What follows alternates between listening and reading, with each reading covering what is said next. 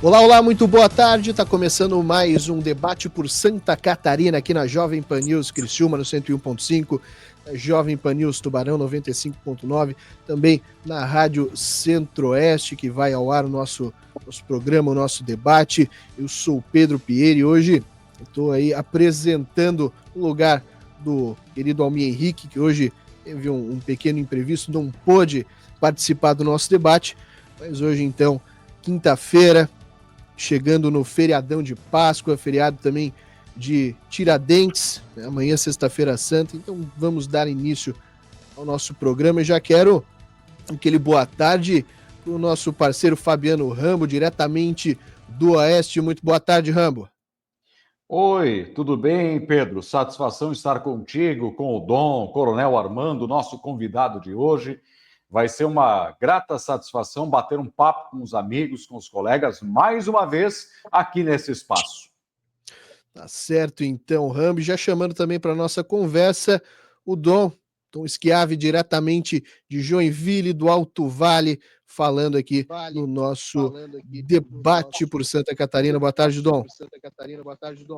Boa tarde, Pedro. Uma honra ter um amigo aqui hoje presente. Eu até brincar, o Almir tá cabeludo e barbudo, mas não é o Pedro mesmo, né?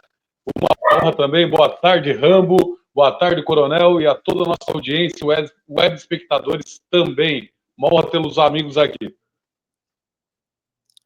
Tá certo, então, Dom. Aí muito obrigado pela sua fala. Então, vamos introduzir o nosso convidado de hoje, Coronel Armando, agradecendo já a disponibilidade de conversar aqui com a gente.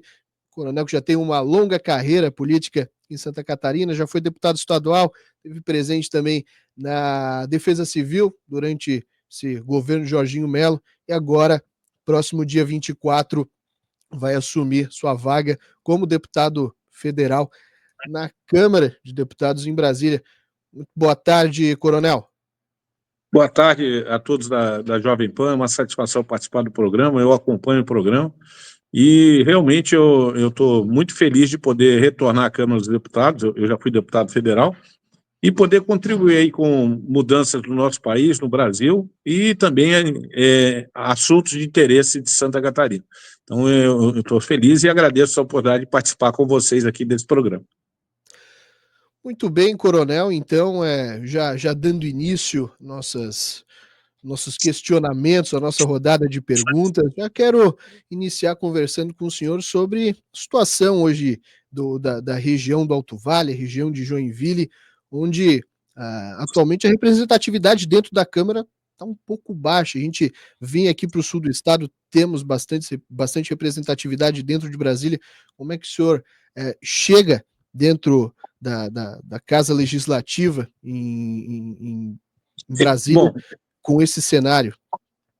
Bom, primeiro, o resultado das eleições de 2022, ele foi ruim para Joinville, principalmente. Em Joinville, nós tínhamos 3 deputados federais, eu, o Rodrigo Coelho e o Darcy de Matos, e o único que foi eleito foi o deputado José Trovão.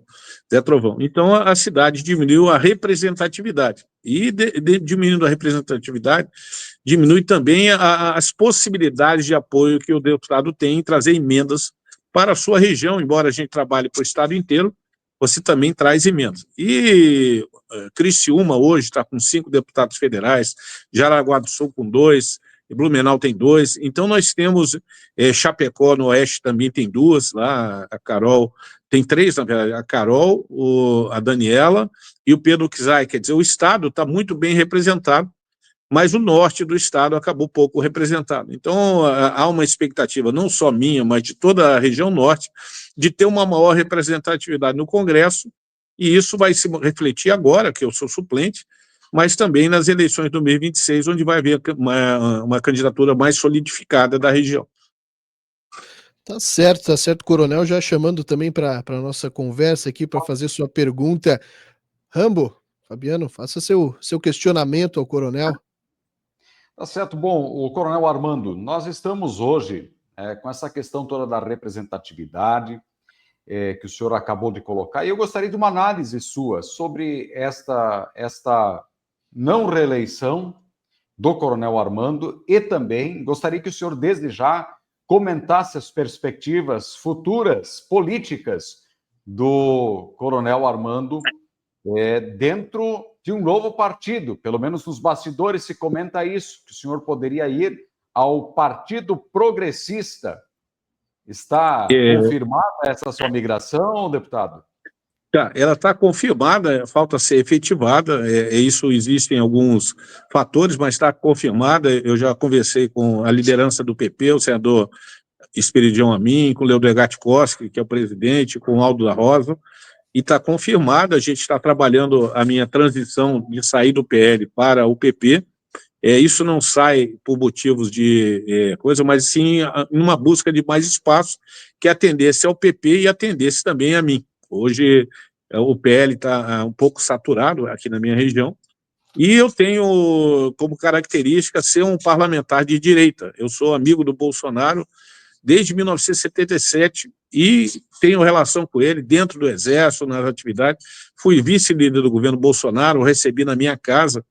E a minha migração do PSL, primeira entrada do PSL foi como um paraquedista saltando e se reunindo em torno do Bolsonaro. O PSL não tinha história nenhuma. O PL, se você considerar o PL sem Bolsonaro, a história dele era muito pequena aqui em Santa Catarina. Bolsonaro tornou o PL grande. E agora, nessa transição para o PP, eu sendo de direita, independente do partido onde estiver, e o Bolsonaro sabe disso, o PP já tem uma história. Ele teve governadores, tem senador, ele já teve parlamentares, assim como PP, MDB, próprio PT, são partidos com história. E o PSL não, o PSL saiu, o Bolsonaro simplesmente voltou a não ter uma representatividade. E o PL, nesse momento, pela presença do Bolsonaro, ele se fortaleceu.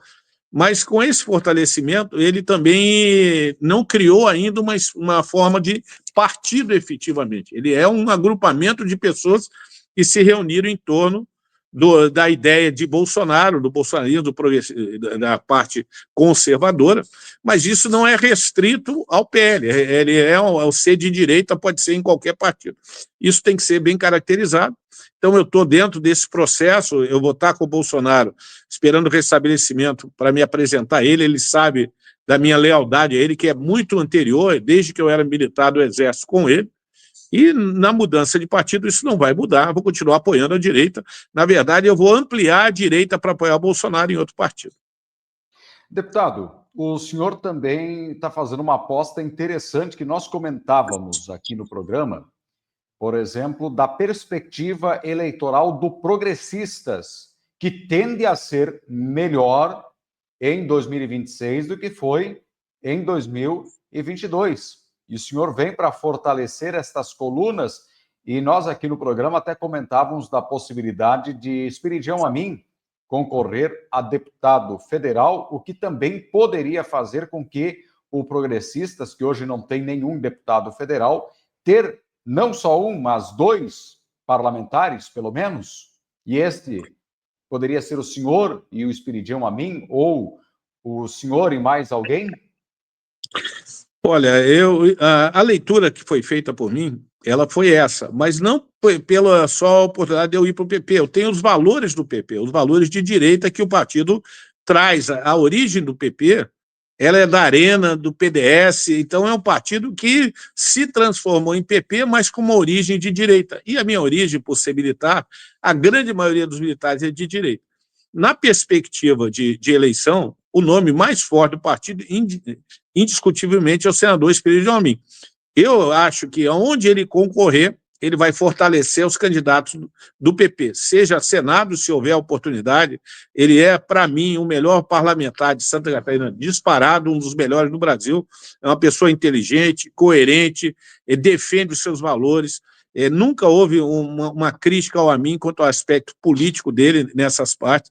Então, eu acho que eu estar no partido dele é muito bom, e eu estar ao lado, ou ele como Senado, ou ele é o deputado, nós vamos somar. Mas tem que lembrar que a nominata ela tem que ter outras pessoas que também puxem voto. Diferente de uma eleição majoritária, a eleição proporcional, ela precisa somar candidatos. E essa situação a gente precisa buscar candidatos com viabilidade, para somar voto. Nem todos vão ser eleitos, mas dentro de uma estrutura do partido. A gente precisa somar voto na majoritária, e isso também não pode inibir as pessoas de virem concorrer. Todos os partidos têm dificuldade em montar sua nominata em nomes viáveis e também em mulheres. E aí a gente vê problema nas eleições. No caso específico de Santa Catarina, nós vamos ter novidades, provavelmente, enquanto eu estiver como deputado lá, novidades no cenário político, que é a possível ampliação de vagas de deputado federal, de 16 para 20. Esse projeto está tramitando, tem que ser votado na Câmara e no Senado. Se não for votado, o TSE vai decidir. Mas as informações que nos chegam é que, devido ao censo de 1990, nós vamos ampliar de 16 deputados para 20, aumentando a representatividade de Santa Catarina. Nisso é bom para o Estado, mais deputados, independente de quem sejam, mas favorece aqueles que já estão na caminhada e na luta pelo aumento de vagas e pela redução do coeficiente eleitoral. O coeficiente eleitoral de deputado federal em 2022 foi 245 mil votos. Com esses novos 4, ele deve reduzir para 200 mil. Então, uma nominata que terá 21 homens, 21 nomes, ela pode, sim, fazer alguns eleitos, e aí, pela média, a gente trazer mais gente. E eu torço que dentro do PP, onde eu vou estar migrando e trabalhando, a gente faça pelo menos 2 federais ou 3, e se houver a federação com a União Brasil, a perspectiva aumenta, porque a nominata ficará mais forte. Dom, agora é a sua vez, eu acho, de conversar com o deputado Coronel Armando aqui, que nos dá a presença. Boa tarde, deputado. Uma honra, como falei antes aqui, estar com o senhor. Eu vou começar uma pergunta mais light ali, o senhor que falou muito em militar. Qual foi o primeiro impacto, assim, que o senhor sentiu quando saiu, digamos, da carreira militar e assumiu como a carreira política? Qual foi a maior diferença, né? Você do Exército, que começou lá como soldado, e agora indo a Brasília e tendo esse impacto ali. Bom, na nossa vida, nós vamos construindo valores e cultuando esses valores. A carreira militar é muito pautada em valores: honra, camaradagem, lealdade, determinação, amor à verdade e probidade. Então, são alguns valores que nós trazemos. Esse valor, ele está em mim, ele não está exclusivo, não permaneceu no Exército e não permaneceu na política. Então, a minha entrada na política, ela trouxe comigo e outros esses valores que a gente traz de uma instituição. Quem vem do Exército, eu falo quando vem um juiz, como o Moro, se coloca à disposição, ou Dallagnol, promotor, se coloca à disposição, não é essa figura isolada, mas são os valores que as instituições trazem para o Congresso. E o Congresso, ele tem gente de todas as características, todas as profissões, mas as profissões de caráter público, também eu falo polícias militares, bombeiros, quem vem de instituições leva os valores para lá. E a gente vê que, infelizmente, no meio, tem pessoas que não cultuam os mesmos valores. E nós, militares, temos uma certa resistência dentro do Congresso. O primeiro movimento foi numa votação que, para concorrer militares do Exército, juízes, promotores e PMs teriam que se afastar do cargo há pelo menos 5 anos para poderem concorrer a um cargo político. Essa foi a primeira, ocorreu em 2021, essa votação. Isso foi derrubado, eu era vice-líder do governo, e aí no dia seguinte, tinha que ser uma PEC, no dia seguinte veio outra PEC com o teor: tem militares que têm que se afastar por 4 anos. Então, o assunto era o mesmo, mas reduziram o tempo, e aí foi aprovado um afastamento dos militares que estão na reserva por pelo menos 4 anos. Isso dificulta ao militar entrar na política. Da mesma forma, agora, tem um projeto que os militares que resolverem concorrer têm que sair da força e ir para a reserva direto. Isso também inibe, porque o camarada tem um certo receio de não ser eleito. Uma eleição relativamente sempre será difícil, e você joga a tua carreira fora. E eu dou como exemplo vocês, jornalistas. Se vocês resolverem concorrer, você tem que se afastar 3 meses, vai à eleição, e quando terminar a eleição, se não for eleito, você volta à sua profissão.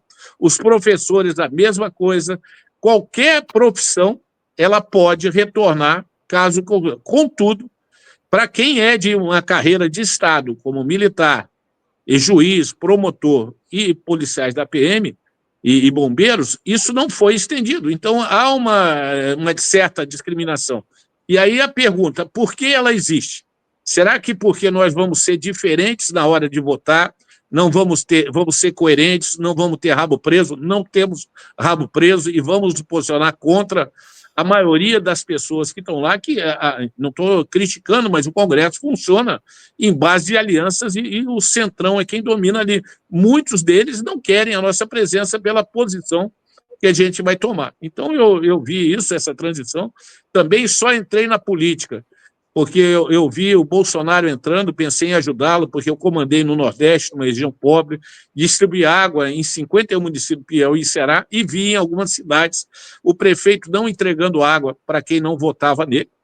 Ele não entregava, e isso é o governo federal pagando, por isso a importância da gente não ser do Estado e não político. E, o outro lado, eu vi compra de votos por 1 litro de leite na eleição de 2002 no Piauí. Gravei um vídeo, mandei para a Justiça e, infelizmente, nada aconteceu. E eu tomei posse em 2019 na Câmara e a pessoa que comprava voto estava tomando comigo. Então, se você atualizar a commodity leite, o preço de 2002 ele estava pagando em 2018 para concorrer. Então, isso a gente acredita que o Brasil não vai mudar se a gente não mudar, não trouxer pessoas preparadas, não só ideologicamente, ideologia sim, mas preparadas intelectualmente, preparadas para exercer o mandato defendendo a sua honra. Eu tenho 32 anos de oficial do Exército, servi em quase todo o Brasil, e não vou me comprometer aqui a pagar a minha história dentro da política, agindo de uma maneira que eu não concorde, que aqueles que me apoiam também não concordam. Bom, dando sequência aqui então ao nosso debate, agora trazendo para a nossa conversa nosso decano, nosso querido Cláudio Prisco Paraíso, que acabou de chegar por aqui no nosso debate. Prisco, muito boa tarde, seja bem-vindo ao nosso programa e já aproveitando para emendar sua primeira pergunta para o Coronel Armando. Muito bem. Muito boa tarde, meu caro Pedro, hoje no comando, também Rambo e Dom. E um abraço todo especial ao nosso querido amigo Coronel Armando, ex-deputado, homem de grande trajetória, não apenas profissional no Exército, mas também no contexto político.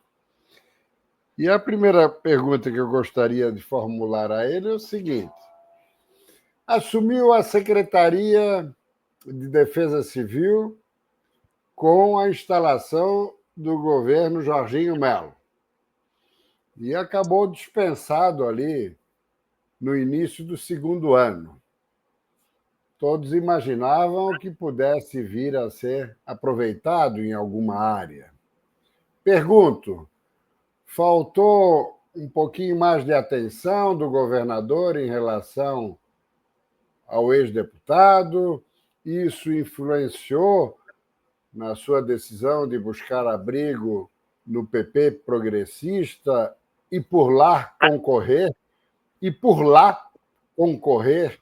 em 2026? Muito boa tarde, Coronel. Boa tarde, por isso, satisfação, agradeço suas palavras. Eu tive a oportunidade de ser secretário de Proteção e Defesa Civil do governo do Jorginho Melo. Mas antes de eu ser o secretário, eu já havia feito cursos de defesa civil. Tanto o curso profissional, eu sempre busquei o meu aperfeiçoamento intelectual e pessoal, então fiz curso de defesa civil, e dentro do Exército eu atuei na área de defesa civil em enchentes aqui em Santa Catarina, eu servi aqui de 80 a 83, depois de 87 a 90, e depois eu retornei em Tubarão de 92 a 95. E a gente sabe que a gente convive com desastres climáticos, hoje é cada vez mais frequentes. E não só os da enchente, o climático de chuva, oriundo da chuva, mas também na seca do Nordeste, que é o maior desastre climático que nós temos, é permanente a seca no Nordeste. Então eu vim com experiência, mas eu tenho uma visão técnica do assunto e não política do assunto. Eu acho que algumas secretarias devem ter um desenvolvimento técnico e não político. E, infelizmente, a nomeação de um secretário, ela envolve também uma característica política. E eu procurei trabalhar sempre de forma técnica, buscando o melhor para o nosso Estado de Santa Catarina, na face da proteção de pessoas e dos bens. Então, a primeira coisa que eu fiz foi fazer um diagnóstico da Defesa Civil e vi as dificuldades que a gente enfrentava. Nós não temos ali servidores de carreira na Defesa Civil, você só tem 2 servidores de carreira, um deles atua na Secretaria de Administração Pública do Estado e outro na Secretaria de Segurança, porque ganham comissões maiores. Então, os únicos 2 servidores de carreira não atuam na Defesa Civil. A partir daí, a Defesa Civil é composta por cargos comissionados, e muitos são indicados politicamente, e também ela é mobiliada por militares da PM e bombeiros que nos atendem ali na parte da execução. Mas a gente tem uma dificuldade, porque muitos desses cargos são transitórios e mudam. E um órgão como a Defesa Civil, ele tem que ter continuidade no seu trabalho. Eu assumi, fiz o diagnóstico, vi as carências que nós tínhamos, vi os problemas na barragem do Zé Boatê, que é um problema de uma decisão judicial que vinha desde 2003, uma decisão judicial que o Estado deveria fazer obras. Essa decisão, ela transitou em julgado em 2017 e nunca foi feita uma obra, construção de estrada, construção de ponte, construção de escola, construção de casas, construção de igreja e várias outras coisas que deveriam ter sido feitas e não foram, e que ficavam como característica a Defesa Civil responder por isso, sendo que eu não tendo como secretário a competência para dizer vamos fazer uma escola. Eu não sou infraestrutura e não sou educação. Então, a gente buscou, junto ao governo, criar uma comissão na qual eu integrava e que as decisões passaram a ser executadas por todo mundo, com a coordenação minha e apoio do governador. Eu fui a Brasília, porque a barragem do Zé Boatê, ela foi construída dentro de um território indígena e é federal. Então, ali gerou críticas dos índios, porque ela não foi feita, de uma certa forma, pensando numa transição suave. Simplesmente foi decidido construir a barragem. Os índios que moravam no entorno ali se dividiram em 10 aldeias, uma delas a mais de 100 quilômetros do local original, envolvendo 4 municípios, envolve ali Itapiranga, envolve José Boatê, envolve mais 2 municípios, e eu conversei com todos os prefeitos para a gente atender melhor, que eles atendessem a população indígena carente. Então, houve esse trabalho. Oi. Agora, deixa eu só saber, ficou desgostoso ou não de Jorginho Melo? Eu gostaria de dizer o seguinte, não vou responder dessa forma. Eu gostaria de trabalhar sempre em lugar onde eu tivesse autonomia para resolver os problemas. Quando você está numa função que você não tem autonomia, o teu trabalho não será o melhor possível. E eu não tive total autonomia na Defesa Civil, isso eu posso lhe colocar. A minha saída ali não foi uma saída por falta de capacidade técnica, foi porque eu não quis fazer algumas coisas que eu não faria e não farei, porque não é do meu pensamento isso, eu tenho que agir técnico, se for secretário de saúde, eu vou ser técnico, se for defesa, eu sou técnico. E há necessidade, no momento de crise, da gente resistir a pressões e trabalhar para salvar todos e não algumas pessoas a mais. Isso aí não pode nunca ser confundido com o Titanic. O navio Santa Catarina, que estava no meio do desastre, tinha 295 cabines e a gente tinha que tratar sempre todas para salvar todos. E não como o Titanic, que se tratou para salvar algumas pessoas. E eu digo claramente isso. Eu gostaria de ter tido mais autonomia e não tive. Então, eu com isso, eu posso dizer a você que não fiquei desgostoso. Mas eu fiquei decepcionado e não assumiria mais cargo onde eu não tenho autonomia para tocar o meu trabalho, porque eu tenho confiança, segurança e capacidade para executar esses trabalhos. E a desfiliação ao PL tem relação com isso também? Prisco, aí já vai ao início da minha campanha. Quando nós estávamos numa reeleição, eu comentei antes de você, eu fui para o PSL, para o Bolsonaro, mas é como um paraquedista saltando. A gente se agrupa em torno do Bolsonaro. O PSL não tinha história. Eu fui para junto dos Bolsonaro. O PL Também eu não digo que o PL não seja um partido importante, mas não tinha a mesma história sem o Bolsonaro. Se você tirar o Bolsonaro do PL, o PL vai reduzir o seu tamanho, apesar de ter o governador, vai reduzir o tamanho. Então eu não fui ali também para um partido com grande história, e sim o partido onde estava o Bolsonaro. Já agora eu estou indo para um outro desafio, eu estou indo para um partido que tem história, que tem um senador, um dos melhores parlamentares, teve políticos, mas nesse momento está sem uma maior representatividade. Então eu estou indo para um outro campo. E acho que é uma decisão que eu tenho a somar, porque eu me identifico com o PP, com os valores do PP, acho que nós temos representação. Não quero dizer que o PL não seja um bom partido, mas eu tenho ali um caminho melhor dentro do PP. E na minha eleição de 2022, eu queria ressaltar, eu era o deputado mais próximo do Bolsonaro, e estudei com ele, ele me trata por apelido, eu não trato por respeito. Ele me deu a medalha dos 3I, eu estudei com o Bolsonaro, veio tomar café na minha casa, mas eu não quis usar exclusivamente a imagem do Bolsonaro, como quase todos utilizaram. Eu quero ser identificado pela minha capacidade.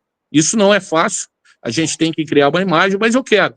E muitos não, muitos colaram no Bolsonaro. E na entrada aqui em Joinville, na composição da nominata, eu era deputado com mandato, mas foi colocado aqui o Ari Rabaioli, que concorreu no mesmo território que eu, foi colocado na última semana no Zé Trovão aqui, que entrou também na mesma situação, e aí nós concorremos em 3, dividindo os votos na cidade.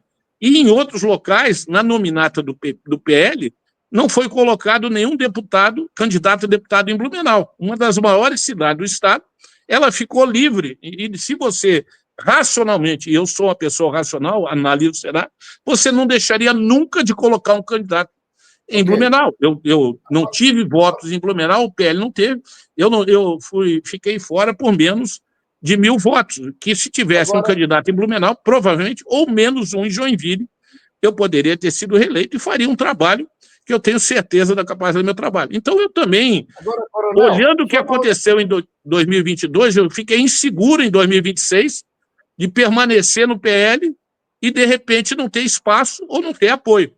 E aí eu prefiro ir para um outro local. Assina a ficha no PP quando e candidata federal? Prisco, olha, eu sou soldado, então eu tenho que ser uma pessoa disciplinada. Eu vou assinar para o PP, já está confirmado isso, estou declarando aqui, mas já falei antes, vocês sabem disso.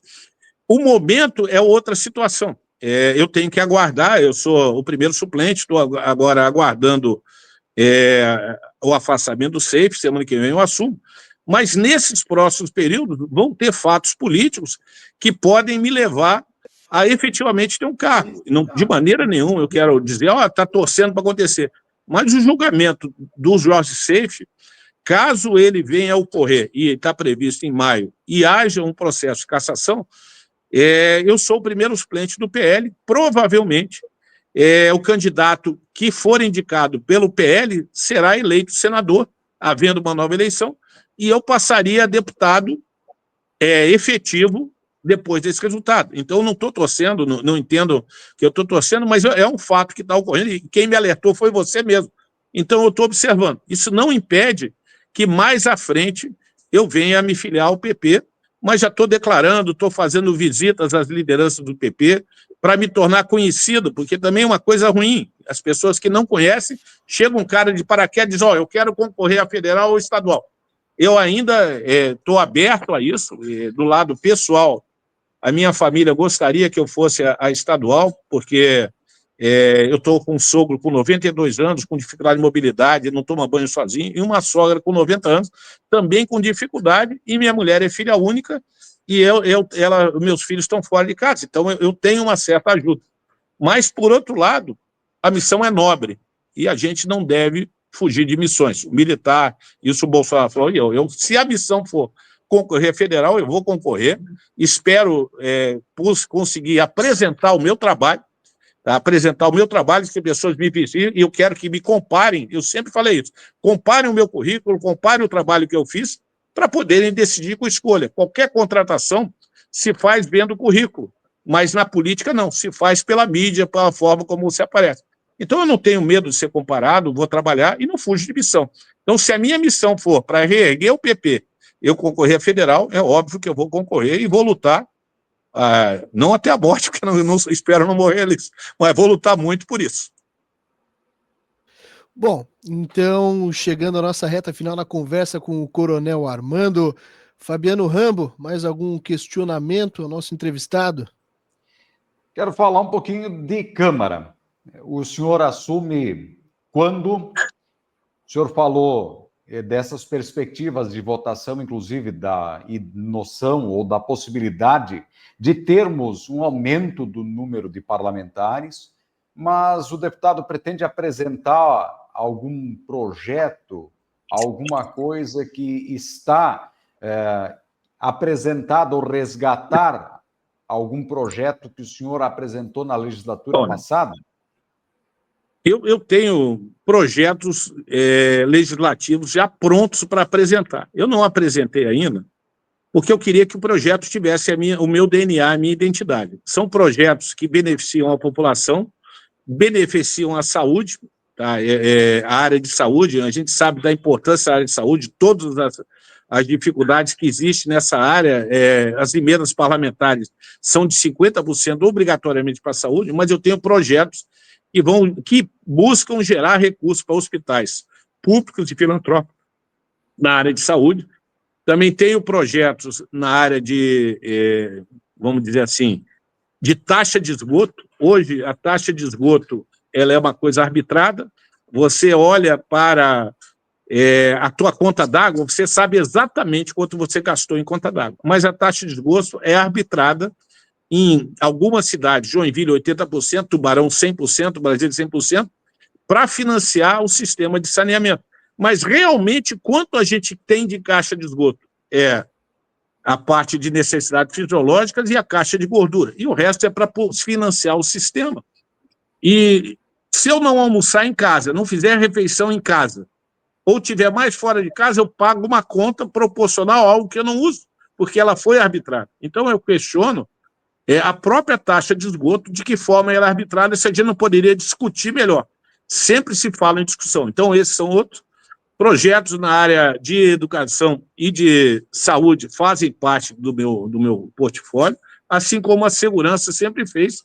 E é óbvio que eu vou trabalhar pela valorização das Forças Armadas, porque eu sou oriundo das Forças Armadas, tenho orgulho das Forças Armadas, fiz um juramento de defender a pátria com o sacrifício da própria vida, e esse juramento não venceu, e a maioria fez isso. Infelizmente, o final do governo Bolsonaro, o que houve, hoje a população tem um certo descrédito, que eu acho que não é bem assim. Eu digo para todo mundo, não me chame de melancia, eu sou abacate.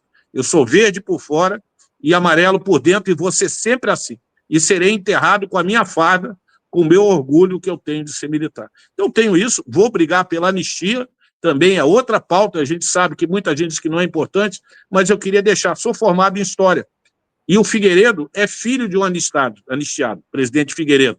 O pai dele foi exilado, o general Euclides Figueiredo, na Revolução Constitucional de 32, morou 1 ano em Lisboa, 1 ano em Buenos Aires, e quando houve a Constituição de 34, houve uma anistia. O pai do Figueiredo foi anistiado. Então, a anistia, quando foi feita, houve uma grande participação dos militares na pacificação do país.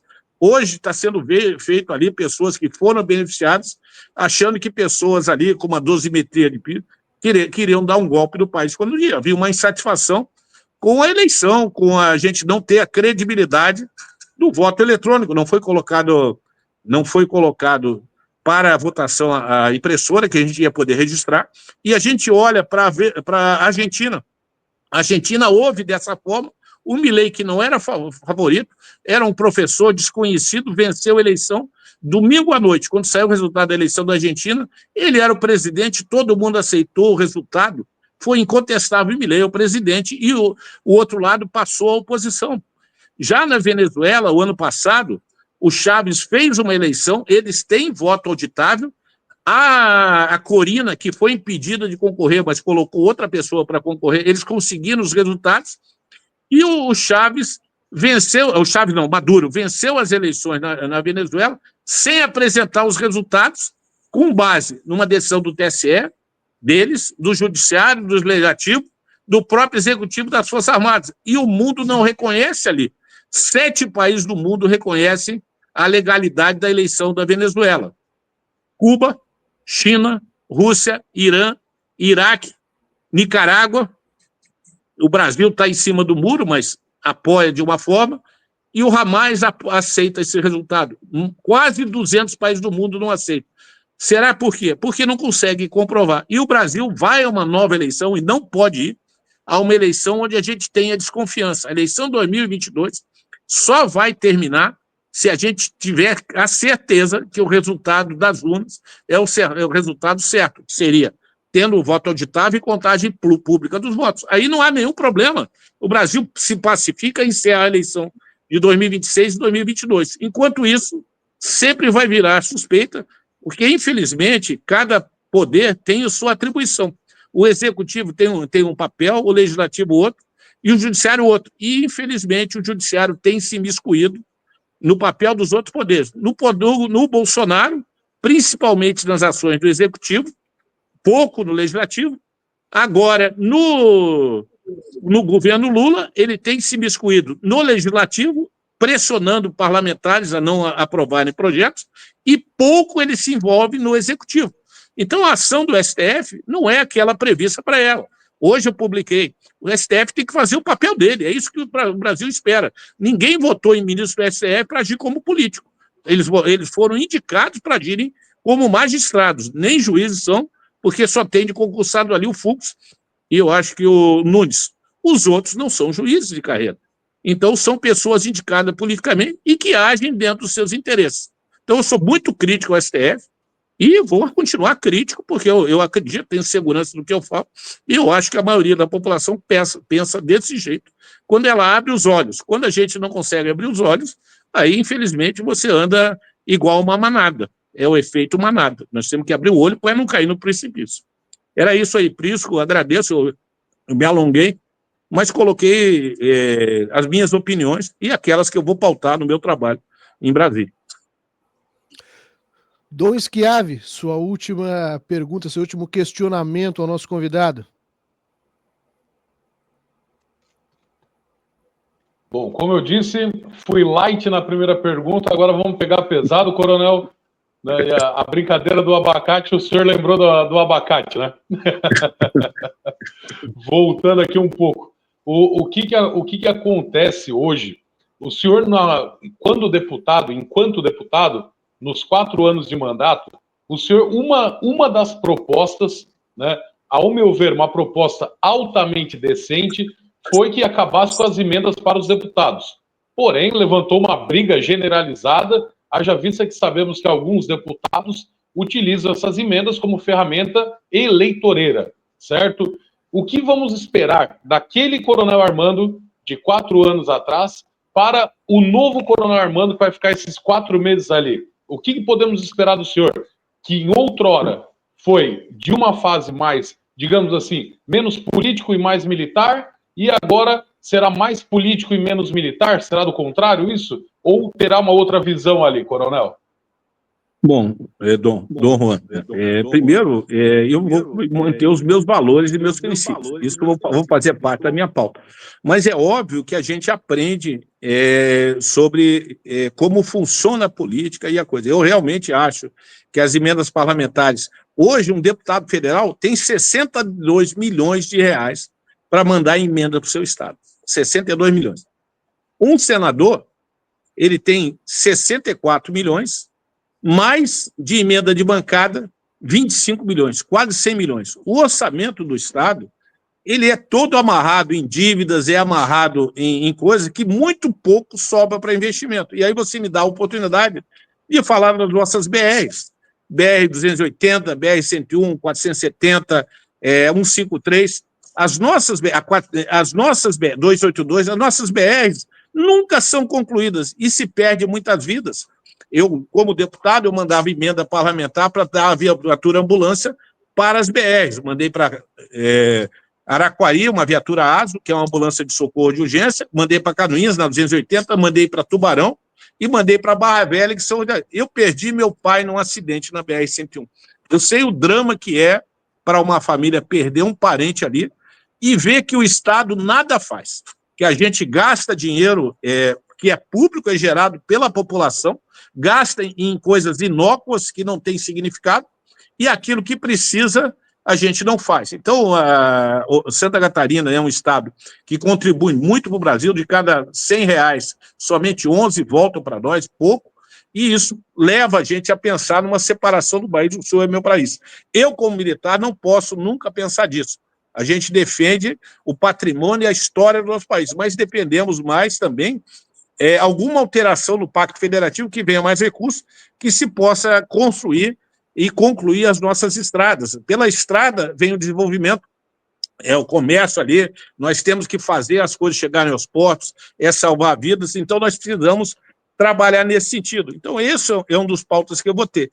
Quanto à emenda, eu nem tenho emenda nesse processo. Continuo com a mesma ideia, corte de todo mundo, mas tem muita gente que não quer. E também sou a favor do voto distrital misto, onde a região vote nas pessoas que ela quer representá-lo, porque vai ter um cara que conhece, e não da forma como é a eleição, principalmente a proporcional, onde você transfere o voto para aquelas pessoas mais líderes de poder e perpetua essas pessoas sem dar a oportunidade de legítimos representantes da região serem eleitos. Então, eu defendo também o voto digital, mas é uma decisão que, com certeza, eu tenho que ser aí, o meu aprendizado é que nada ocorre na política rapidamente. Existe um ditado que algumas instituições são transatlânticas movidas a remo, e eu acho que a política realmente é movida a remo. Poucas coisas andam rápido, embora a população queira rapidez nisso aí. Não sei se eu atendi a resposta aí, Dom. Prisco, suas últimas... Congelou? Tem alguma coisa? Alô, agora sim, Prisco. Prisco, suas últimas considerações aí para o Coronel Armando. Não, eu só gostaria de saber do coronel o seguinte: Jair Bolsonaro, na sua visão, tem perspectiva de se tornar elegível? E, em caso negativo, ele não tem outro nome? Teria que ir de Tarcísio de Freitas? Bom, primeiro, eu sou amigo pessoal do Bolsonaro, acho que ele é injustiçado. A inelegibilidade dele foi por causa de uma reunião que houve no Palácio do Planalto com embaixadores, em que ele falou que havia uma desconfiança do sistema de urnas eletrônicas e que ele gostaria de ter segurança, mas antes disso, o ministro Fachin, que era o presidente do TSE, havia feito uma reunião com os mesmos embaixadores. E o ministro Fachin pode fazer uma reunião, falar da confiabilidade, pedir apoio, e o Bolsonaro, que era uma parte interessada, não pode, e por isso ele fica inelegível, sem ter cometido nenhum crime, nunca tem um processo de corrupção, não teve nada. Então, a inelegibilidade do Bolsonaro, na minha concepção, é totalmente injusta. E é um pleito real e significativo que ele possa concorrer. E a esquerda não quer a concorrência dele porque sabe que ele ganha a eleição. Numa eleição da forma correta, ele ganha. E o próprio Lula não tem substituto. Os índices de confiabilidade do governo do Lula são péssimos e só pioram, embora haja dentro da imprensa um mascaramento. Não estou falando aqui da Jovem Pan, mas haja dentro da grande imprensa um mascaramento, colocando como se o Lula tivesse uma capacidade. Eu acho que o Lula ele não tem substituto, porque a esquerda não preparou substituto, e vai ter que ir de Biden sair da cena, porque se ele entrar numa eleição e for derrotado, e aí eu digo um candidato de direita viável, como o nome do Tarcísio, que tem uma dificuldade, o Tarcísio, ele é atual governador de São Paulo, precisaria sair do cargo para concorrer a presidente, e aí entra a situação do Bolsonaro. Será que o Bolsonaro vai manter o nome até o final e o Tarcísio sai de governador de São Paulo para ser vice do Bolsonaro? Porque caso o Bolsonaro seja impugnado, o Tarcísio já daria continuidade a isso. Isso tem que ser discutido aí na frente. E eu acho que eu não sou a pessoa habilitada a falar isso. Embora eu tenha um pensamento sobre isso, eu não sou a pessoa habilitada, e agradeço até por você me perguntar isso. Mas eu acho que essa resposta que mesmo vai dar é o presidente Bolsonaro. Certo, então, Coronel, agradecendo a disponibilidade de conversar com a gente. Tem mais um questionamento aí, Dom?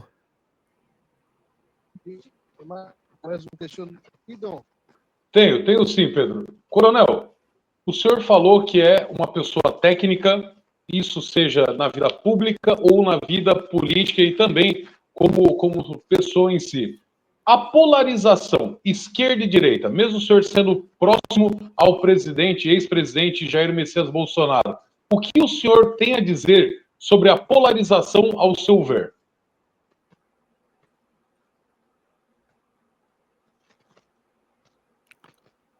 Acho que tivemos um problema aí com a internet do Coronel Armando. Acho que nesse momento tivemos aí uma queda, um pequeno problema técnico com o Coronel, mas enfim, acho que questionamento não será Não vai respondido, prosperar.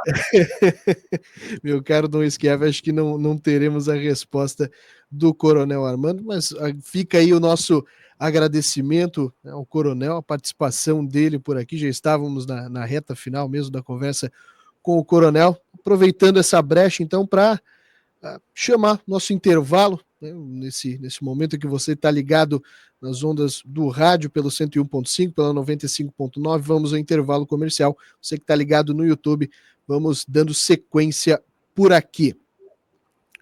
Prosseguindo então com o debate por Santa Catarina e agora falando sobre o cenário político estadual, falando sobre situação que veio à tona agora pela manhã, envolvendo o vice-prefeito de Lages, essa situação aí onde o Podemos, né, o partido Podemos, decidiu encaminhar um pedido formal de expulsão do Jair Júnior, né, meus caros integrantes da mesa, Prisco Paraíso, Fabiano, como é que você acompanhou essa notícia, Prisco? Vamos de Fabiano, que ele está mais perto da serra. Bom, sabe que é uma situação bastante complexa. E o Jair Júnior, vice-prefeito, um jovem, inclusive, pode ser expulso do Podemos. A prefeita Carmen Zanotto já disse, olha, é uma discussão que não quero dentro do meu governo. Já aconselhou o seu vice-prefeito a pedir renúncia do cargo. Há um processo de impedimento na Câmara Municipal de Lages, entretanto, a Justiça barrou este impedimento. O Ministério Público já o acusa ou já o coloca como investigado e réu neste processo em que é acusado de cárcere privado, violência contra a mulher. Agora, o que mostra essa situação toda, e os colegas vão perceber isto, é que a violência contra a mulher, ela não tem classe social, ela não é restrita a um grau de instrução, ela não é restrita a uma questão de poder aquisitivo, e sim é de comportamento e de caráter.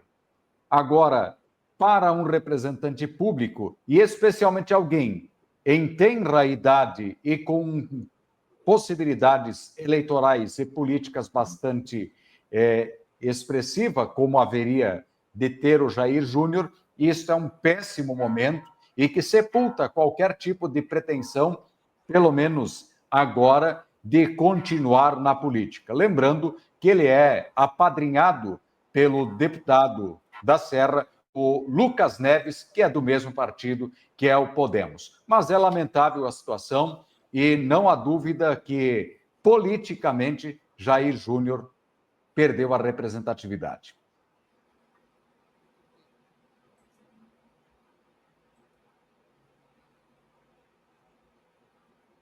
O som do Pedro acabou tendo uma dificuldade por aí. Prisco? Agora sim. Isso, agora voltamos contigo, Pedro. Mas como você estava dando sequência, meu caro Fabiano Ramos, vamos com um comentário de Prisco, então, sobre essa infeliz situação que aconteceu na Serra Catarinense.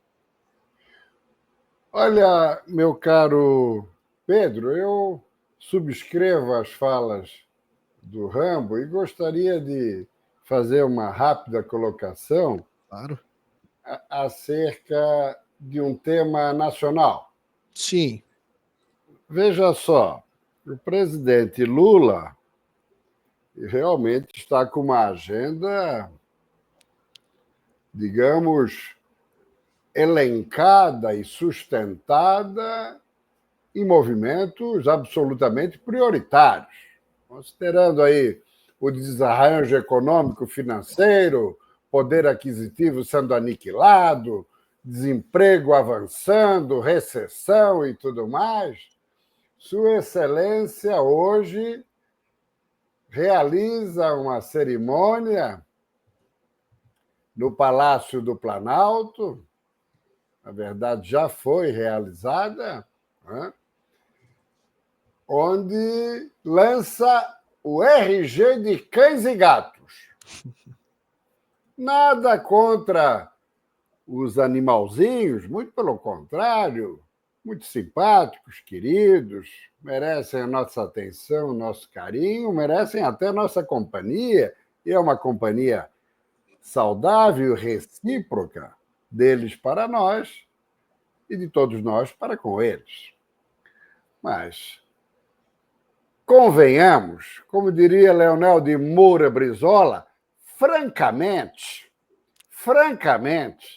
é que o governo não tem nada mais importante para se mobilizar no momento desse. Um movimento populista, popularesco, imaginando que com isso vai angariar a simpatia de um segmento da sociedade brasileira. Ora, é fim de linha, é fundo do poço. Esse governo acabou, não existe mais. Está sendo sustentado exclusivamente pelos desmandos do Supremo Tribunal Federal, que, em última análise, é quem manda no Brasil, diante da inépcia, da inoperância e da incompetência do governo federal, leia-se Palácio do Planalto, e do absoluto acovardamento do Congresso Nacional, leia-se Câmara e Senado, que, com pouquíssimas, raríssimas exceções, também se entregaram ao Supremo Tribunal Federal. Olha, é triste, é um espetáculo deprimente. Meu caro Dom Schiavi, gostaria da sua palavra depois desse comentário do nosso querido decano Prisco Paraíso. Mas, com certeza, esse desgoverno federal é só ladeira abaixo. Comentava hoje pela manhã no meu comentário, quando fui interpelado ali pelo apresentador da Jovem Pan aqui de Joinville. Dom, o que você tem a dizer do governo federal? Eu não estrague a minha Páscoa. Na segunda-feira eu comento de tão ladeira abaixo que é. E beira um absurdo. Ao meu ver, agora vai ter RG para gatinho, para cachorros, né? Eu sou apaixonado por animais, gosto muito. Minha filhinha, tanto que a minha ex-mulher, mãe da minha filha, está fazendo medicina veterinária. Mas isso, voltando aqui um pouquinho, saindo do pessoal e vindo ao profissional, logo vai ter taxa, né? Olhando esse desgoverno federal, podemos concluir que, se possível, eles vão taxar os animaizinhos também, vai ter que pagar RG, vai ter que reformar RG, isso eu não duvido, tá? Não é uma lei ainda, deixando claro, mas tudo isso é um balão de ensaio para algo que vem na frente. Lembrando, nada é feito sem planejamento ali. E agora, esse ensaio de muito querido, os animaizinhos, tudo, por que não trabalha de forma eficaz aos maus tratos animais, né? Nós temos inúmeras casas ali, inúmeros casos, né, de maus tratos animais, pessoas abandonando animaizinhos, pessoas batendo, até matando animaizinhos, entendeu? Em bel prazer, ou para evitar ali, no caso, eu não quero que esse gato entre na minha casa, ou eu não quero que tal cachorro entre na minha casa. Enfim, por que não faz uma política eficaz? Ou só quer fazer aquele pavão para lá na frente vir algo ali? E essa é a minha reflexão ali, Pedro, sobre esse assunto que, pelo amor de Deus, não vamos falar do desgoverno até segunda-feira. Vamos refletir na Páscoa sobre algo bom, por favor, meus amigos. Meu caro Fabiano Rambo, aquele último comentário, já na reta final do nosso programa, sua observação também sobre essa agenda do presidente. Bom, na verdade, quem manda no país hoje é a Janja. Eu acho que isso aí é ponto pacífico, né? Porque essas pautas aí, com toda certeza, têm o dedo da primeira-dama. E, diga-se de passagem, nada contra a participação da primeira-dama em atividades sociais do governo, mas está tendo muita visibilidade. Ela ocupa espaços que ela não foi eleita. Quem foi eleito foi o presidente. Mas a gente vê quem pauta muita coisa dentro do próprio governo é a primeira-dama. E o pior é que tem deputados e representantes que dizem defender que a primeira-dama represente o país em algumas situações. Então, realmente mostra claramente que o nosso país vive de cortina de fumaça. Tá? Nós discutimos assuntos a menos, quando, na verdade, deveríamos discutir assuntos sérios e graves. Por exemplo, ninguém falou dos quase 28 milhões de reais que foram enviados pelo governo de maneira extraordinária ao Supremo Tribunal Federal para manutenção das pautas de julgamento. Ninguém discute, por exemplo, a perda da competitividade que o Brasil está percebendo. Não discutimos o orçamento ou a LDO, que já foi enviada para 2026, tanto no governo do Estado quanto no governo federal, mas no caso do governo federal, com a situação da Previdência cada vez mais complexa, do aumento da taxa dos juros pagos da dívida pública. Então, nós estamos sempre naquela situação de cortina de fumaça e debatendo muito pouco aquilo que deveríamos debater e enfrentar os problemas de frente. Tá certo, então, Fabiano, agradecendo, já chegando o nosso final, então, o debate por Santa Catarina, agradecendo a participação de todos, também a participação do nosso convidado, Coronel Armando. As polêmicas ficam para terça-feira da semana que vem, agradecendo nossa audiência e desejando a todos uma feliz Páscoa, um bom feriadão para todos nós. Forte abraço. Valeu, gente. Valeu, Forte feliz abraço. Páscoa a todos. Valeu. Igualmente.